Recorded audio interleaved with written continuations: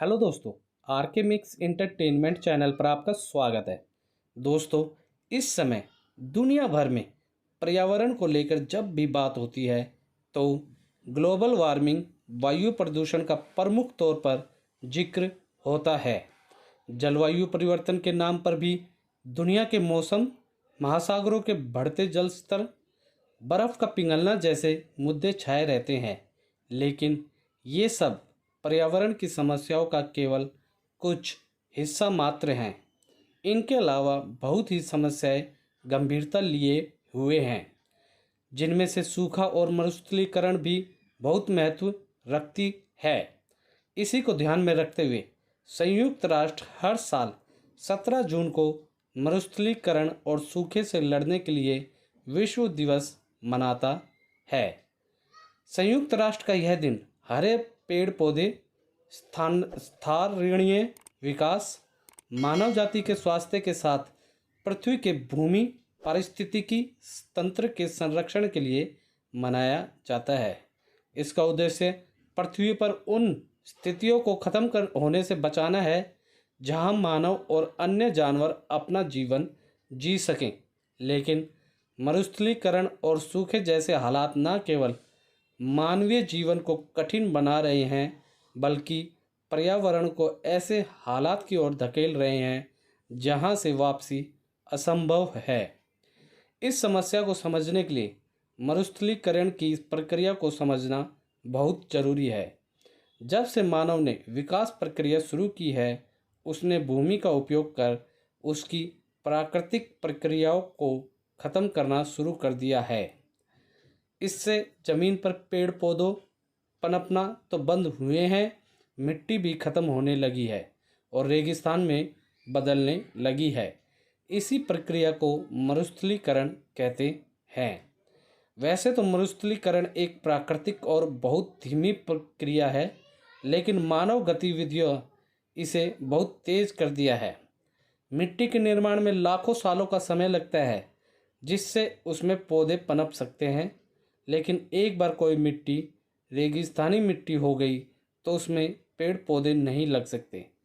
दुनिया में इस वजह से रेगिस्तान के इलाके तेज़ी से बढ़ रहे हैं और मिट्टी बंजर हो रही है, जिससे इंसान की समस्याएं बढ़ती जा रही हैं। इस साल संयुक्त राष्ट्र की मरुस्थलीकरण और सूखे से लड़ने के लिए विश्व दिवस की थीम है पुनर्स्थापन, भूमि सुधार।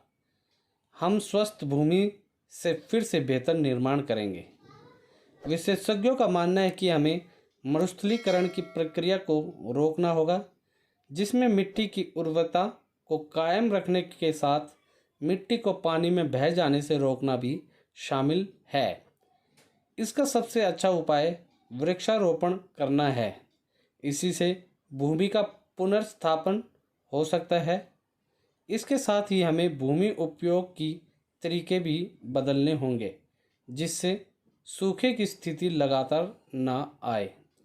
इस दिवस के पहले संयुक्त राष्ट्र के डेजर्टिफिकेशन कॉम्पैक्ट के कन्वेंशन के कार्यकारी सचिव इब्राहिम थिया ने बताया, भूमि पुनर्स्थापना कोविड-19 महामारी काल से हुए आर्थिक नुकसान से उबरने में मददगार प्रक्रिया हो सकती है।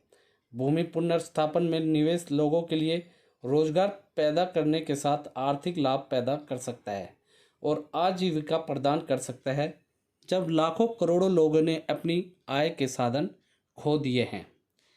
दोस्तों, उन्होंने आगे बताया कि अगर दुनिया के देश साल 2030 तक 80 करोड़ हेक्टेयर की ज़मीन को पुनर्स्थापित करने के लक्ष्य हासिल कर सकें, तो हम मानवता और हमने जो ग्रह है उसको बहुत से खतरों से बचा पाएंगे जो हमारे सर पर मंडरा रहे हैं। संयुक्त राष्ट्र के मुताबिक कुल 80 लाख की प्रजातियों में से 10 लाख प्रजातियां विलुप्त होने के जोखिम का सामना कर रही हैं। तो दोस्तों, उम्मीद करता हूँ इस वीडियो में मैंने आपको world day to combat desertification and drought, जिसे हिंदी में हम बोलेंगे मरुस्थलीकरण और सूखे से लड़ने का विश्व दिवस, इसके बारे में पूरी जानकारी अच्छे से दे दी होगी।